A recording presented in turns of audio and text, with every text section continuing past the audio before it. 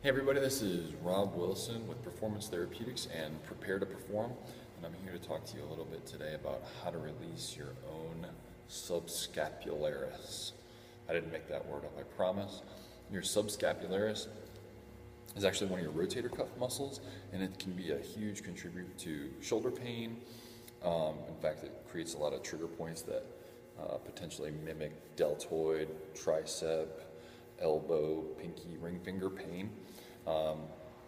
But anyways, one of the things it does, it's a medial rotator of your humerus when it shortens.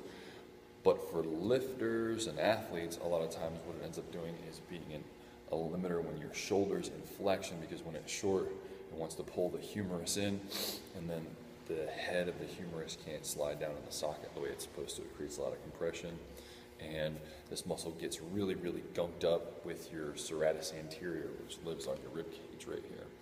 So the subscapularis actually lives on the front side of your scapula. So if you find your ribs right next to your pec, and then you go backwards right onto the front of your scapula, see the face I'm making? That's how you know you found it. So back there in that tissue, that's your subscapularis. All right, so you want to make sure that when we're treating this today, we stay away from the more superior region. So don't actually get in your armpit or your axillary area, because your brachial nerve runs through there. So as you're doing this, if suddenly you can't feel your hand anymore, that's bad. So stop what you're doing, get off of that, and go to a new spot. Okay, so what we're going to use to treat this is a PVC pipe with a super ball taped on the end. It's fancy looking, right? Works great though. So what we're gonna do is we put this into an anchor, like you can use a door jamb or the uprights on a rack, a dumbbell on the floor. That's what I'm using right now down here. And what you do is you take this ball, kind of turn sideways towards it, and find your rib cage, right? So I'm right behind the lower part of my pec. I'm gonna go forward onto the ball, and then I'm finding the front of my shoulder blade. I'm gonna use only the pressure of my body weight on that area, and then you see how I'm relaxing my arm.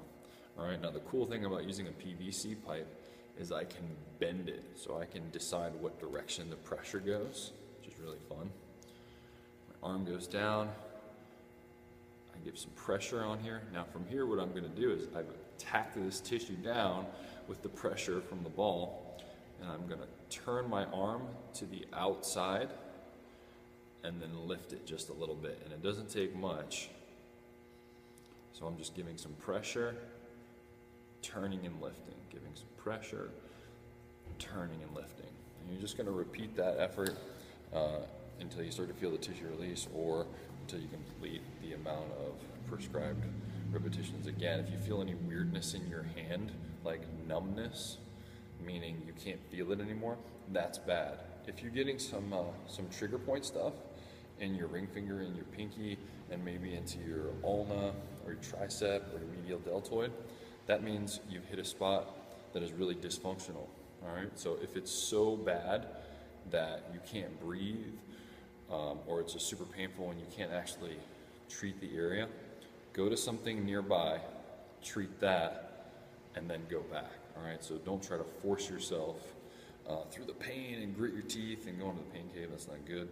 All right, so again, this is called subscapularis self-myofascial release. Enjoy.